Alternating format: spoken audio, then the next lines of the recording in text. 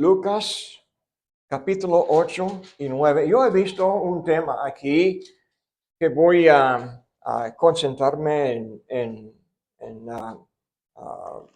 platicar la fe que busca Cristo. Ah, en estos dos capítulos hay repetidas veces hay mención de la fe. La fe que uno tuvo que fue fe extraordinaria. En otro caso fue poca fe que algunos tenían. Cuando Jesús calmó la tempestad, dijo a los discípulos que pues les daba pánico, ¿verdad? Dijo, ¿dónde está tu fe? ¿Verdad? También tenemos el concepto de dónde sale la fe. La fe es por el oír y el oír por la palabra de Dios. Entonces, esto se demuestra en estos dos capítulos. Entonces, bueno es que comencemos en Romanos 10 y versículo 17. Es un versículo bien conocido porque repetimos varias veces. Es bueno aprender de memoria. Así que la fe es por el oír y el oír por la palabra de Dios. ¿Alguien aquí me puede contar? Así que la fe es por el oír y el oír por la palabra de Dios. ¿Okay? Es muy importante este concepto. ¿De dónde sale? Porque tenemos que tener fe para enfrentar las pruebas de la vida. Pero ¿de dónde vamos a salir o sacar esta fe? De la palabra de Dios. Si no pasamos tiempo leyendo la palabra, alimentándonos de esta palabra, nunca tendremos la fe necesaria. Por eso, aunque parezca aburrido a veces estudiar la Biblia, hay cosas por nuestra ignorancia, por no tener, ¿cómo se llama? Familiaridad, por no estar familiares con la palabra, parece difícil o aburrida la palabra. Pero hermana, esto es la ignorancia de uno. Uno que sabe más, uno que conoce mejor a Cristo y su palabra, más y más tendrá placer en leer la palabra y llenarse de este consejo. Paso a paso. Yo sé que aquí tenemos la ventaja de poder leer, tenemos, ¿cómo se llama en español? Literacy. ¿Cómo se dice en español? Uno que puede leer y escribir. ¿Qué palabra en español para eso? Ok. De todos modos, ustedes sí pueden, pero no todos pueden. Y algunos pueden un poco, pero no pueden leer muy bien. Entonces, ellos deben de depender de otros para que otros leyeran la palabra a ellos.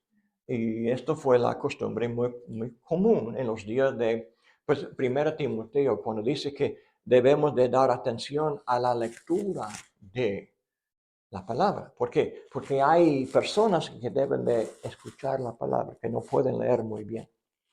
Me acuerdo de una hermana. Ella fue la mayor de una familia grande.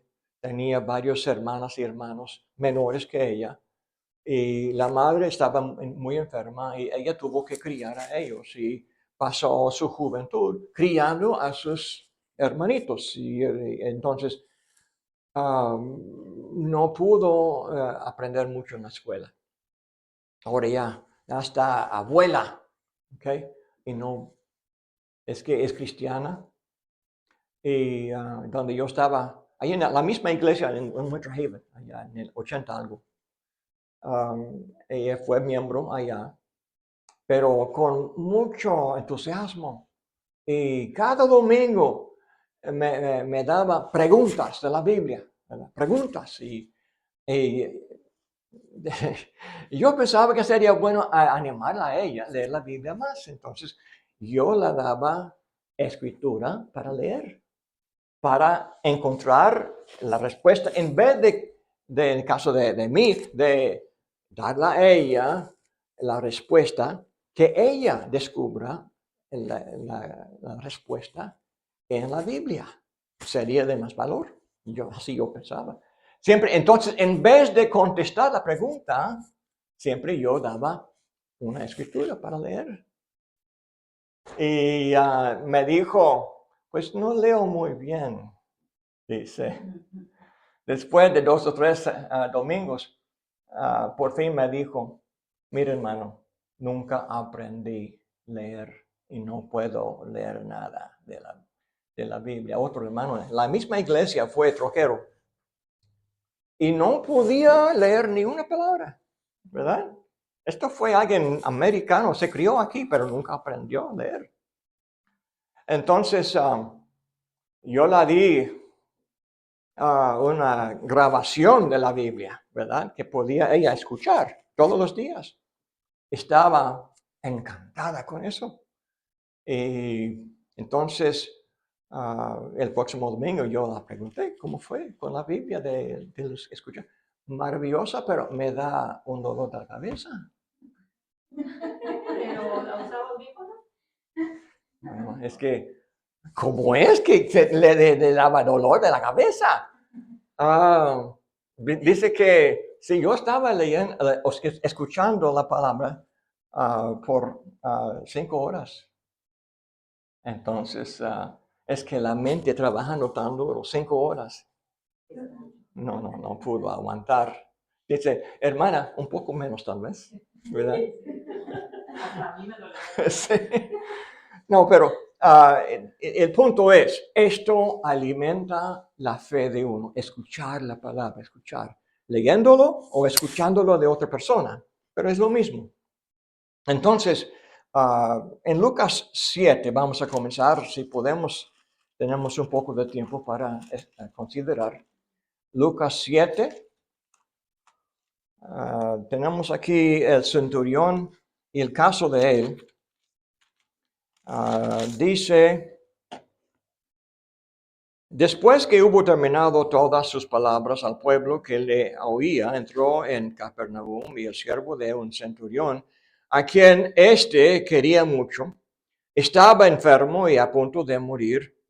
Cuando el centurión oyó hablar de Jesús, le envió unos ancianos de los judíos, rogándole que viniese y sanase a su siervo.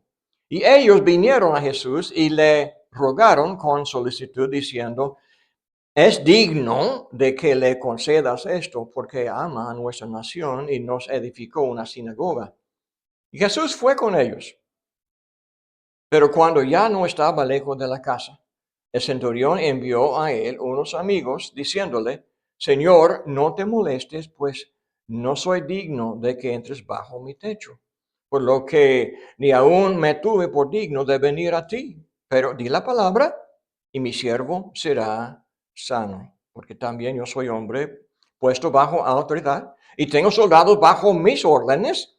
Digo a este, ve y va. Y al otro, ven y viene. Y a mí, siervo, haz esto y lo hace. Al oír esto, Jesús se maravilló de él y volviéndose, dijo a la gente que se le seguía, os digo que ni aún en Israel he hallado tanta fe. Y al regresar a la casa, los que habían sido enviados hallaron sano al siervo que había estado enfermo. Vamos a volver a Lucas, el capítulo 8 o 7, perdón. No sé por qué dije 8 a 9, es 7 a 8. Tengo que revisar eso. Pero ya hemos leído el caso de Lucas 7, del 1 al 10, del centurión. La maravilla que tenemos aquí de esta historia es que el centurión no fue judío. ¿Por qué no fue judío? ¿Qué significa centurión? No fue judío porque fue como el capitán de 100 soldados romanos.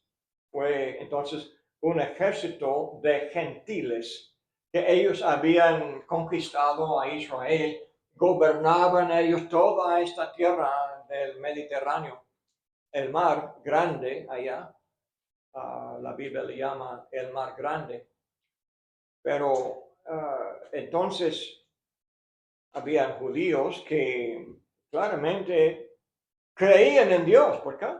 Porque Dios les había dado la ley por Moisés. Tenían historia de 1500 años, siglos y siglos de experiencia con Dios y pues en mucha apostasía, mucho castigo, en los, pues hacía como 4 siglos antes Dios les llevó al cautiverio de Babilonia. Sufrieron 70 años de como casi prácticamente presos en la tierra de Babilonia. Y allí ellos aprendieron el temor de Dios. Se arrepintieron y los que se arrepintieron, ellos volvieron a Israel llenos de convicción. Ahora ya han pasado los 400 años y ha sido historia de cosas buenas y cosas malas, años buenos, años malos, pero ahora en los días de Cristo hay un celo para Dios, un celo para creer en la enseñanza del profeta Moisés. Ahora al llegar Jesús vino a lo suyo, ¿y qué pasó? No lo recibieron. Entonces no creyeron a Dios, no creyeron al Hijo de Dios. Pero aquí este centurión, ni siquiera judío, dice que os digo que ni aún en Israel he hallado tanta fe. Okay, la fe es por el oír, ya leímos la fe es por el oír por la palabra de Dios. ¿Cómo es que este centurión tuvo tanta fe? Podemos imaginar, ¿verdad? Porque escuchó la palabra. Okay. La palabra de Dios estaba en abundancia porque cada sábado los judíos se congregaban para leer la palabra de Dios. Y muchos gentiles también asistían a las sinagogas, escuchando la palabra, escuchando que, pues, había profecías acerca del Mesías. Los judíos anticipaban la llegada de Cristo. Ahora, Jesús ha pasado años allá, tal vez 2 años, predicando en estas tierras de Galilea y de Judea. Y también, además, haciendo milagros. Y miles y miles y miles de personas salían para escucharle y para experimentar la sanación de él.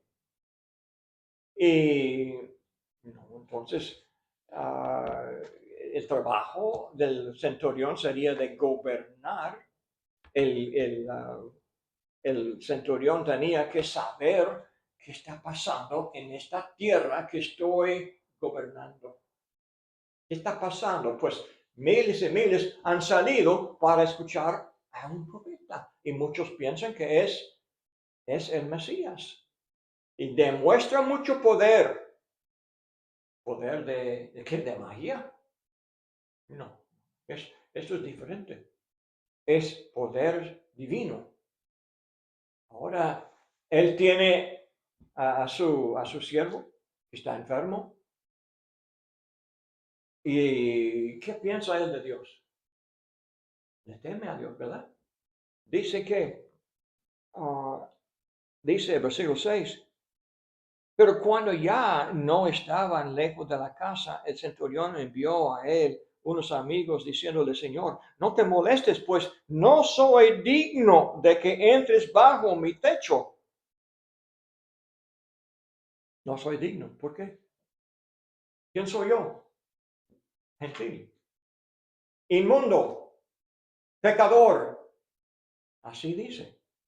No soy digno, porque también yo soy hombre, puesto bajo autoridad y tengo soldados bajo mis órdenes, y digo a este, ve y va, y al otro, ven y viene, y a mi siervo, haz esto, y lo hace.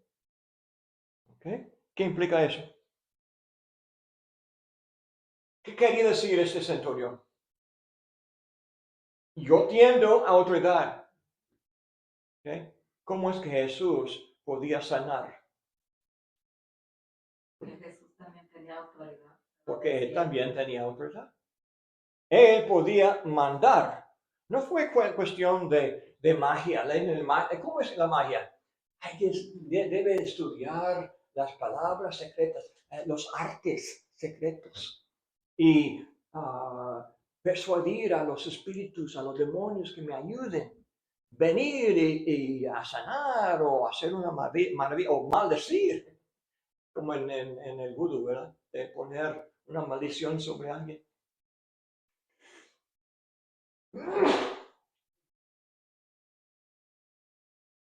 Perdón. Entonces, pero Jesús no en este caso es Dios. ¿Cómo es que Dios sana? Conforme a su voluntad. Si Dios decide sanar a mí, estoy enfermo, ¿qué hace Dios? Me sana. No hay rito, no hay palabras secretas o poderes ocultos. Dios es el gran médico. Entonces, ahora el Hijo de Dios, ¿cómo sanaría Jesús? Por el mismo poder. Si decide Jesús sanar a alguien, esta persona se sana. Si no, Jesús dice que no voy a sanar a ese. No hay fe aquí. Podía, ¿verdad? Porque fue Hijo de Dios. Entonces fue cuestión de su autoridad. Este hombre confió en Jesús. Él creía en esta autoridad. Entonces dice, os digo que ni aún en Israel he hallado tanta fe. En Israel muchos le seguían. Miles de personas le seguían. Querían acercarse a Jesús. Vemos adelante una mujer quiso tocar el manto de Jesús para ser sana. ¿Verdad? ¿Se acuerdan? Okay. Entonces, pero este hombre ni siquiera acercarse a mí. No soy digno. Porque no es necesario estar cerca. ¿Dónde está Dios? En el cielo. Y desde el cielo me sana. Y así es aquí también. Entonces, esto es una confesión de fe en Jesús como Dios, Hijo de Dios, el que manda toda clase de enfermedad y de poder. Entonces, así es. Jesús mandó y así fue. Dice, al regresar a casa, los que habían sido enviados hallaron sano al siervo. Este centurión nunca habló con Jesús, envió a sus siervos. Estaba en la casa escuchando o esperando la llegada de los mensajeros. Y dice, cuando llegaron, hallaron sano al siervo que había estado enfermo. Okay. Entonces, leyendo adelante, capítulo 7, 11 al 17 tenemos otra historia. Dice, aconteció después que él iba a la ciudad que se llama Naín. Naín estaba en Galilea, en el interior. Entonces Naín, iba con él muchos de sus discípulos y una gran multitud. Ahora, aquí está Jesús con muchedumbre, mucha gente le seguía. Se acercan a un pueblito que se llama Naín. Cuando llegó cerca de la puerta de la ciudad tenía un muro, aparentemente, ¿verdad? Una puerta para entrar en la ciudad. Esto fue para defensa. Entonces, dice aquí que llevaban a enterrar a un difunto, hijo único de su madre, la cual era viuda. Y había con ella mucha gente de la ciudad. Tenían cementerio allá y muchas veces no fue asunto de excavar un hoyo y así como hoy día, pero tenían cuevas en una zona fuera de la ciudad. Había muchos montes por allá con cuevas y ya excavaban ellos también huecos en la piedra para enterrar a sus muertos, a sus queridos. Entonces, fuera de la ciudad, se acercaban a este lugar. Dice, y cuando el Señor la vio, se compadeció de ella y le dijo, no llores. Se compadeció de ella. ¿Qué significa eso? Jesús en su corazón estaba triste, ¿verdad? Tenía compasión de ella, sentía entonces el dolor de ella. Dice, no llores. Y acercándose tocó el féretro. El féretro, ¿sabe lo que es, verdad? Ataúd. Ataúd. Igual. Ok. Entonces, y los que lo llevaban se detuvieron y dijo, joven, a ti te digo, levántate. Entonces se incorporó el que había muerto y comenzó a hablar y lo dio a su madre. Y todos tuvieron miedo y glorificaban a Dios diciendo, un gran profeta se ha levantado entre nosotros y Dios ha visitado a su pueblo. Y se extendió la fama de él por toda Judea y por toda la región de alrededor. Tenemos dos casos de resurrección. Tenemos el caso del joven de 12 años. Este joven, ya hombre, ¿verdad? Pero se murió. Y también tenemos el caso de Lázaro, que estaba 4 días en la tumba. El caso de la joven de 12 años fue el caso de, acaba de morir. El caso de ese, ya se murió, hay tiempo, ahora le llevan a la tumba. Hay gente que niega lo que Jesús hizo. En el caso de la joven de 12 años, dicen que Jesús dijo que no llores, no está muerto, dice, se duerme, ¿verdad? Solo duerme. Entonces, algunos dicen que no levantó a ella de la muerte, es que nada más estaban equivocados. Estaba dormida y ellos pensaban que estaba muerta. Entonces, Jesús nada más corrigió sus pensamientos, ¿verdad? En el caso aquí dicen que esto fue también un error del público. Pensaba que este joven estaba muerto, pero no estaba muerto. ¿Por qué dice la escritura? Dice que se incorporó. ¿Qué significa se incorporó? Se sentó, se levantó. Ok. Se incorporó, hablando del cuerpo, ¿verdad? Incorporó, es el cuerpo, algo entró en el cuerpo que no estaba. ¿Qué pasa cuando uno se muere? Ok, el cuerpo queda vacío. Ok. Porque el alma parta. ¿Ok? El alma se despida del cuerpo y está con Dios. Pero en este caso, Dios envió al alma, le devolvió el alma al cuerpo. Se incorporó. ¿Implica qué? Ha muerto.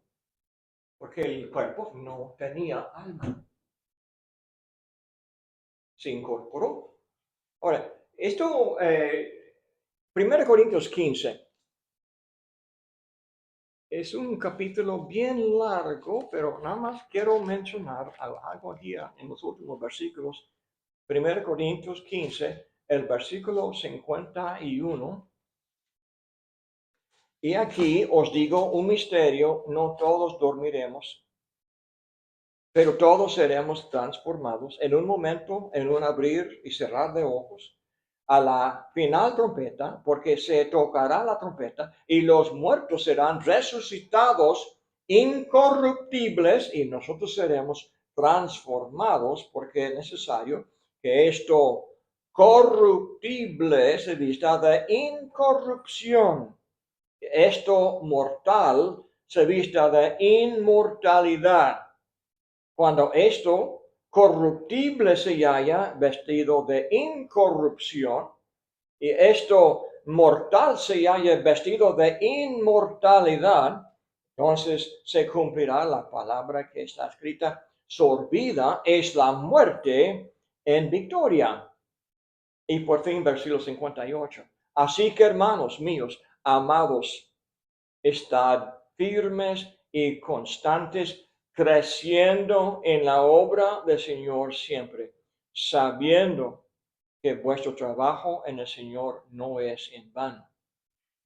Entonces, esta historia se encuentra en el contexto de la fe. Tenemos primero el hombre que tenía tanta fe, el centurión. La fe se basa en la palabra de Dios, lo que la palabra de Dios enseña acerca de la vida, de la muerte, es que vamos a morir, pero habrá día de juicio final. Habrá día de resurrección.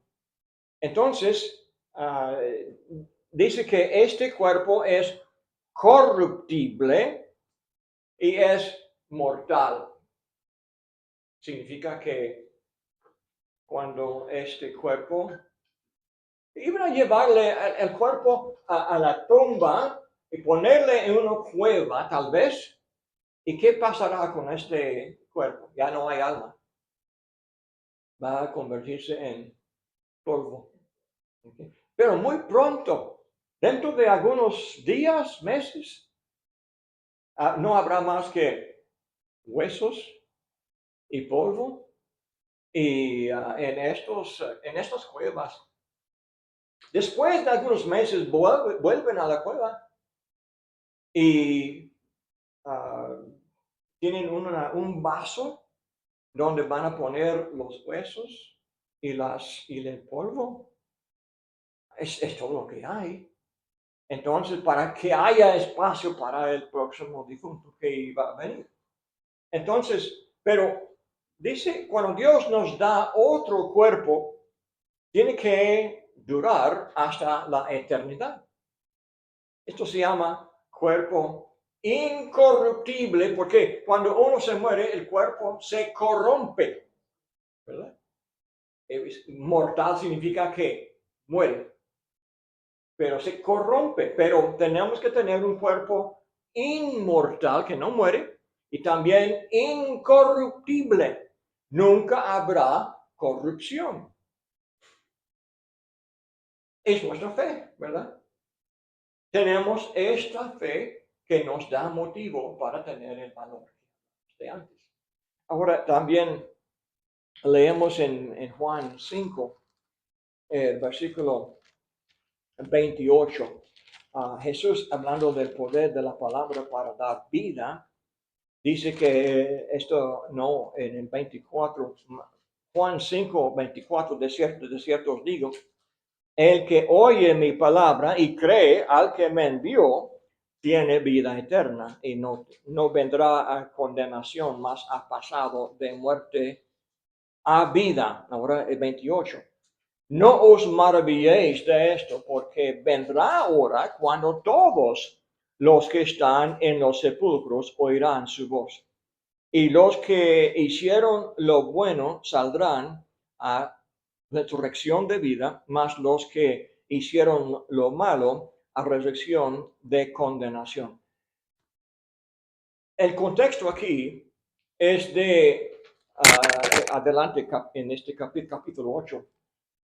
Dice en Lucas 7, Lucas 8, creo que es el 15, dice, dice, mirad cómo oís, versículo 18, Lucas 8, 18, mirad pues cómo oís, porque a todo el que tiene se le dará, y a todo el que no tiene, aun lo que piensa tener, se lo quitará.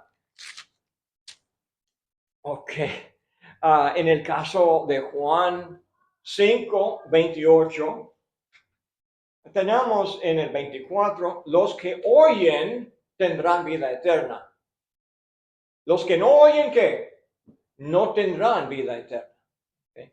Pero en el versículo 28, el día vendrá cuando todos los que están en los sepulcros oirán la voz de Jesús. ¿Ok? Esto es incondicional.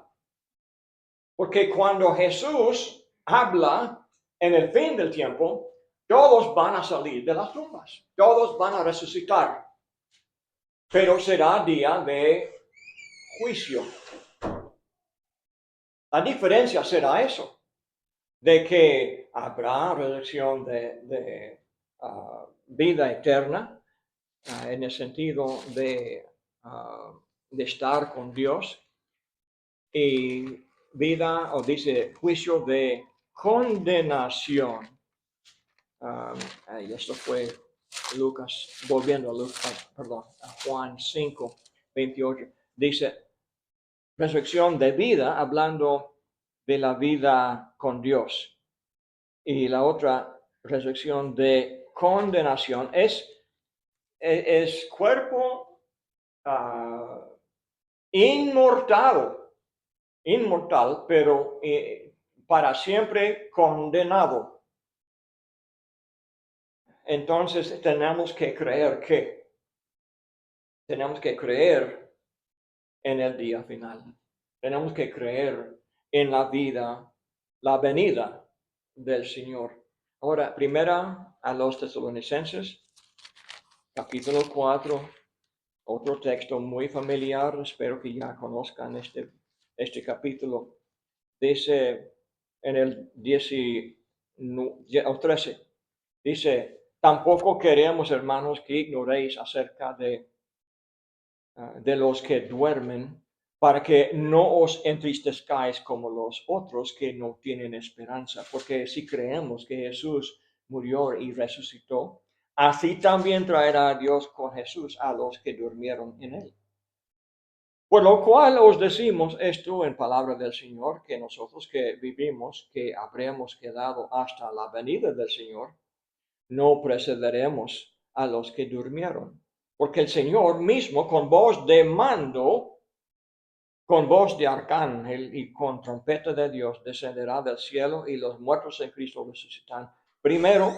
Luego nosotros, los que vivimos, los que hayamos quedado, seremos arrebatados juntamente con ellos en las nubes para recibir al Señor en el aire, y así estaremos siempre con el Señor. Entonces, dice con voz de mando. Y tenemos la voz de Jesús ya en la escritura, ¿verdad? Y los que lo oyen tendrán vida eterna. Pero en aquel día, en la venida del Señor, habrá otra voz que mandará a todos los muertos. Entonces, así es la promesa. Dice, así que hermanos míos, amados, estad firmes y constantes, creciendo en la obra del Señor. Creyendo eso, ¿verdad? Creyendo en el día de la resurrección. La promesa dice, estar firmes y constantes. Aquí está el valor, ¿verdad? El valor de la fe. Estar firmes y constantes. ¿Creciendo en qué? La obra del Señor siempre. Creciendo en el trabajo que tenemos que hacer ahora. Estos días son días de trabajo. Trabajamos por el Señor. sabiendo que nuestro trabajo en el Señor no es en vano. Parece en vano, ¿verdad? El trabajo que hacemos, hablamos y hablamos y nadie hace caso de lo que decimos. Pero dice, su trabajo no es en vano. Trabajamos con integridad. Hacemos el sacrificio perdimos a veces dinero porque somos personas honestas. Hablamos y tenemos integridad. Pero ¿quién es que aprecia la integridad? Ya hemos dicho, en el mundo, todo el mundo es chueco en su negocio. Su forma de ofrecer sus productos. Mucha mentira. Pero el Hijo de Dios, el siervo de Dios, el que teme a Dios, el que confía en Dios, trabaja por el Señor y no miente, habla la verdad y le cuesta, pero él confía. Dice, sabiendo que vuestro trabajo en el Señor no es en vano. La fe de Cristo que Jesús busca está firme y constante. Es el problema que tenemos, no somos firmes ni constantes. Tantas veces tenemos que ser constantes siempre. ¿Ok? El versículo 18, volviendo al capítulo 8 de Lucas y el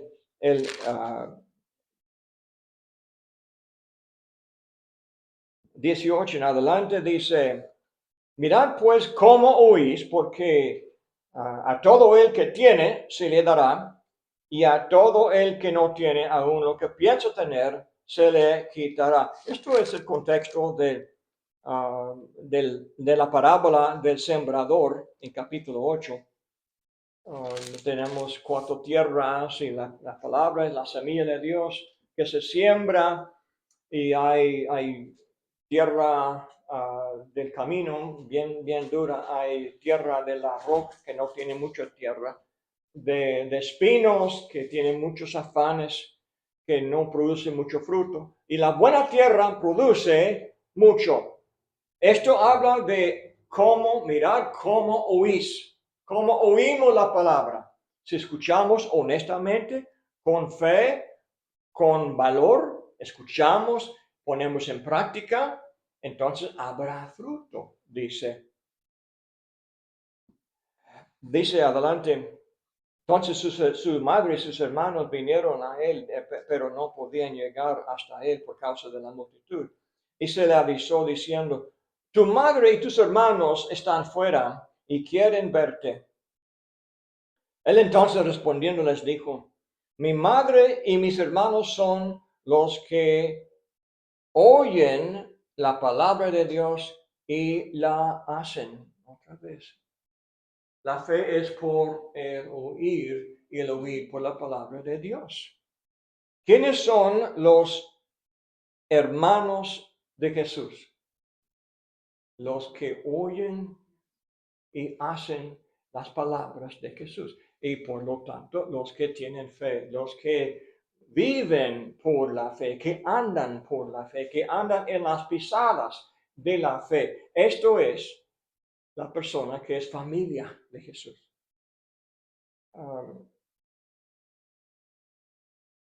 Siguiendo, entonces, tenemos la tempestad en el versículo 22. Aconteció un día que entró en una barca con sus discípulos y les dijo, pasemos al otro lado del lago.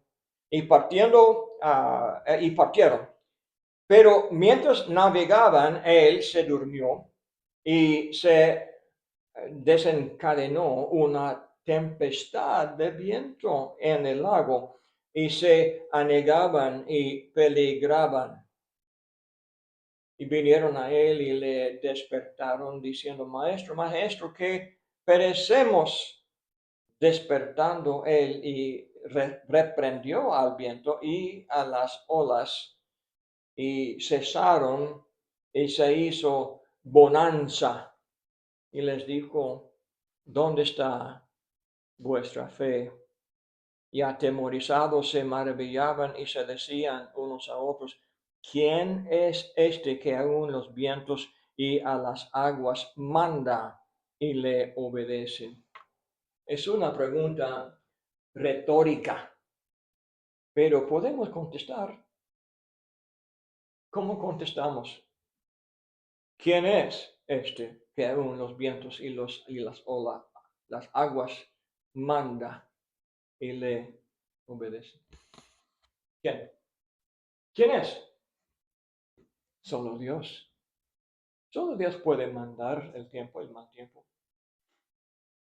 No es de hombres este poder.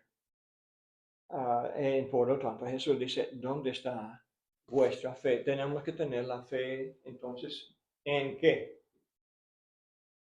¿Por qué regañó a ellos? Corrigió la fe de ellos, ¿por qué? ¿Okay? ¿Qué es lo que no creían? No creían que Él tendría este poder. No creían que Jesús pudiera mandar. ¿Por qué? ¿Por qué no creían eso?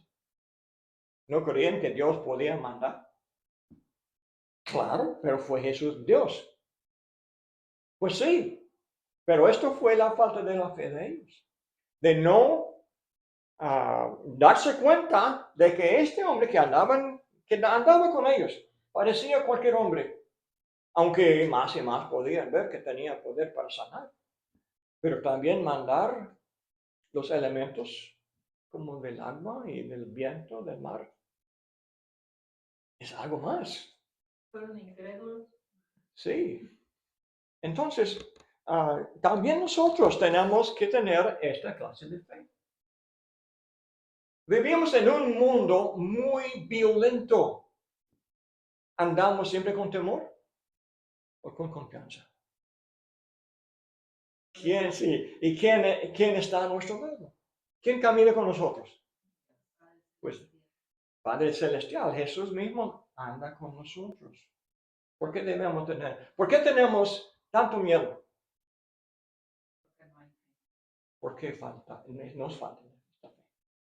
Entonces, esto es el gran tema.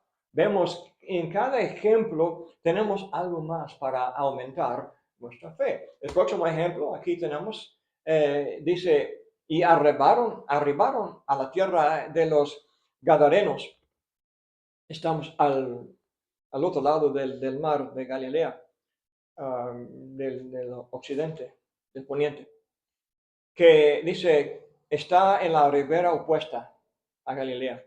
Al llegar él a tierra, vino a su encuentro un hombre de la ciudad, endemoniado desde hacía mucho tiempo y no vestía ropa ni moraba en casa, sino en los sepulcros. Al ver este hombre, no se vestía de ropa. ¿Okay? ¿Qué piensa? ¿Qué clase de hombre no se viste de ropa? Enfermo de la mente. Enfermo de la mente. Una persona loca. Y tenemos mucha locura hoy día. De todos modos, este hombre así andaba porque estaba endemoniado. Entonces fue la influencia del demonio que no se vestía de ropa. ¿Okay? Vemos adelante cuando Jesús echó fuera, dice en el 35, sentado a los pies de Jesús, vestido y en su cabal juicio, y tuvieron miedo. Entonces, obviamente, estaba así, sin ropa, y también viviendo en en los sepulcros. ¿Quién es que vive en los sepulcros? Gente loca, ¿verdad? Gente enferma de la mente.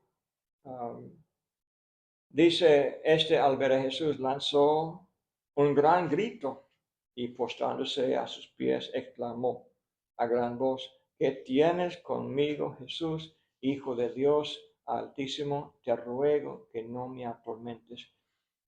Interesante que ahora la cuestión de versículo 25, los discípulos no reconocieron que Jesús fuera Dios, pero el demonio,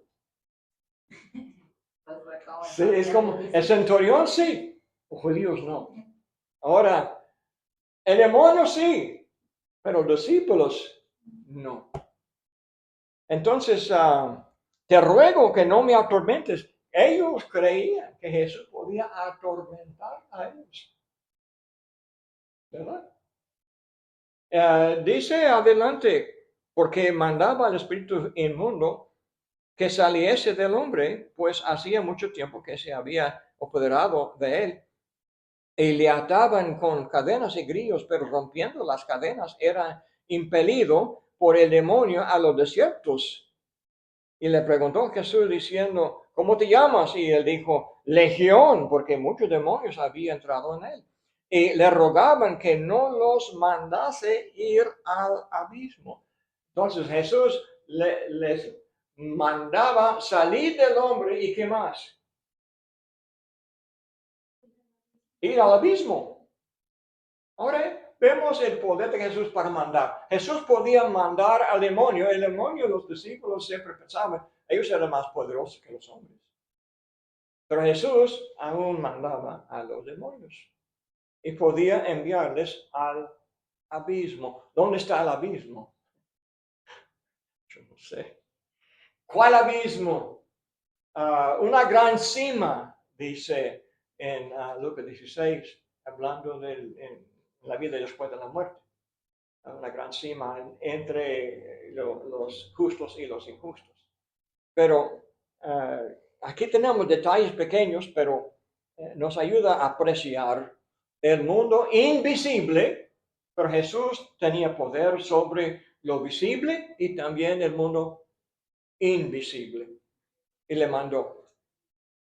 Muy bien, hermanas, y así debemos de terminar. Gracias por su atención y comentario. Si Dios quiere, vamos a seguir caminando por fe. Dios le bendiga.